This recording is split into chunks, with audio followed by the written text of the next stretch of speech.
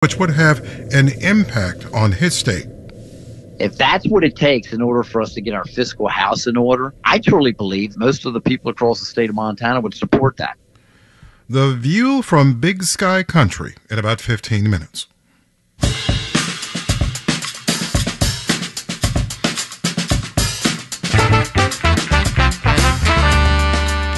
It's a cool morning across the area. I see some folks out there with the hoodies and jackets on. Grab one if you need it this morning. It is chilly. Going up to a sunny 72 today with a slight breeze. This is WNYC at 6:51.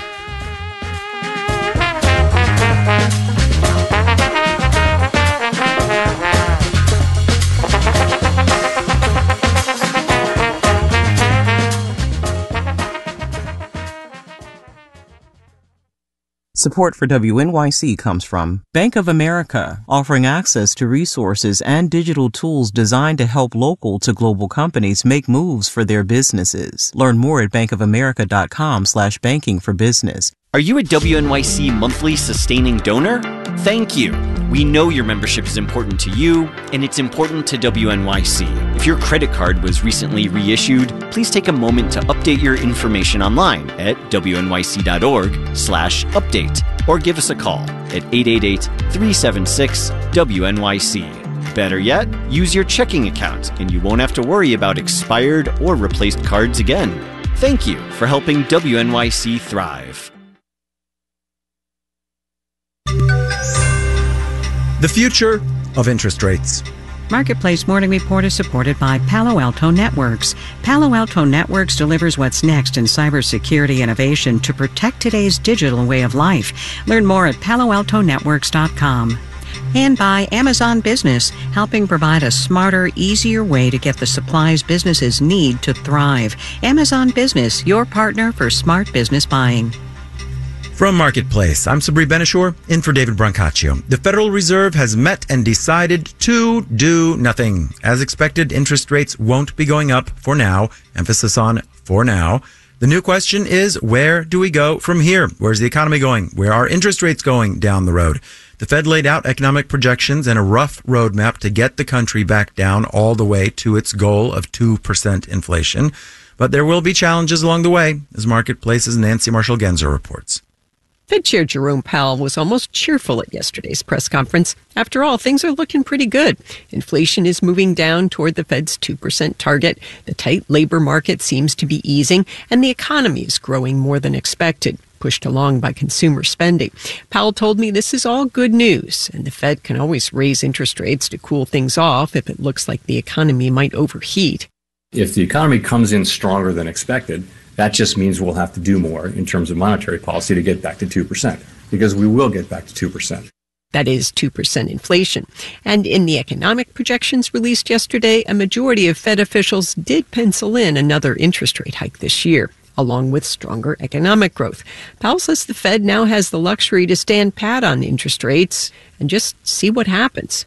Given how far we've come with our rate hikes and how quickly we've come here, we do have the ability to be careful as we move forward because of that consideration. But Powell acknowledged there are a lot of headwinds that could blow the Fed off course. The auto worker strike could affect economic output, climbing gas prices can change consumers' inflation expectations, and a government shutdown could weigh on consumer confidence. I'm Nancy Marshall-Genzer for Marketplace. A BBC investigation alleges that the social media app TikTok is driving quote-unquote online frenzies, which encourage antisocial behavior. The analysis shows disproportionate amounts of shares, likes, and comments on certain topics in the video sharing platform that then lead to disruption and disorder in everyday life. Mariana Spring reports. We identified 4 recent episodes when a TikTok frenzy appeared to be connected to harmful behaviour, including innocent people being falsely accused in a murder case in the US, videos fueling riots in France, and in the UK, people interfering in a police investigation of a missing woman in Lancashire, and vandalism during school protests. Several former TikTok employees told us that limiting the spread of this harmful content wasn't a priority for the company. TikTok said it reflected conversations already happening, and its recommendation system was designed to prioritize safety by suggesting a range of content, proactively interrupting repetitive patterns, and reducing the reach of videos containing unverified information. That was the BBC's Mariana Spring, and with that, let's do the numbers. Dow, S&P, and NASDAQ futures are all down in the 0.4 to 0.7% range, with the Dow future down 173 points. Remember NFTs, non-fungible tokens, those digital collectibles where you could use blockchain technology to own a piece of digital art, a cartoon of a monkey, for thousands or even millions of dollars? Well, a new study from industry research group Dapp Gamble finds that 95% of them are now pretty much worthless. The most common price for an NFT is $5 to $10.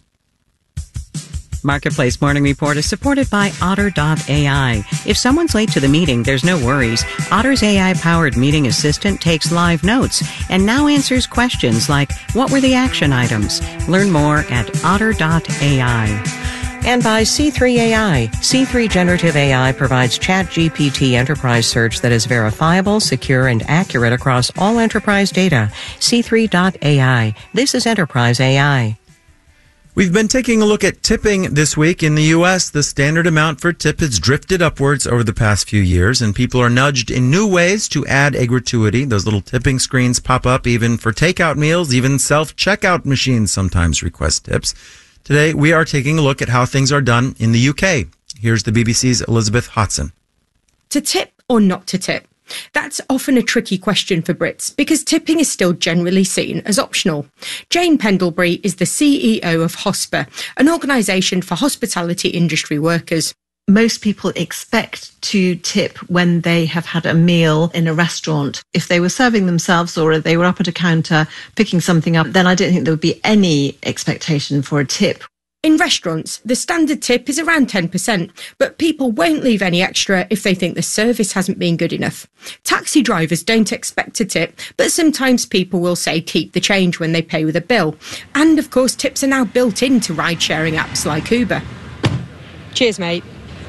In the UK, employers have to pay a minimum wage of just over $13 an hour, and everyone gets free healthcare, so there's less reliance on tips to top up workers' income. That's something that Rhys Mason, the bar manager of the Sun Tavern, a bar in London, has had to get used to.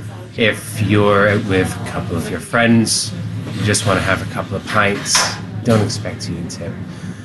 But if there's a group of 25 people celebrating an engagement party, there's going to be a little bit more of an expectation. He's originally from Ontario in Canada, where he says, a few years back, a server wage was a few dollars lower in expectation that you would be paid tips on top of that, usually somewhere between 15 and 18%. Now Ontario has introduced a minimum wage of $15.50 an hour, a third more than the US federal minimum wage. Plus, Canadians get free basic medical care. So where do tips go in the UK? Some restaurants and bars allow workers to keep them and others divide them between everyone on shift. But it's not illegal for employees to use a service charge when an automatic tip, usually of 12.5%, is applied to the cheque to boost the revenue. And that's partly why people like Louise Kennedy only tip in certain places. I tend to tip 20% or more if I'm in an independent establishment. I feel comfortable with an independent that I know who's getting the money, whereas when it's a chain, that isn't quite as clear. That's changing next year when all the tips will have to go to staff. In London, I'm the BBC's Elizabeth Hodson for Marketplace. We've got more on the history of tipping, a guide to tipping, and the tipping debate in South Korea, among other things, all at marketplace.org. Check it out. In New York, I'm Sabri Benishore with the Marketplace Morning Report.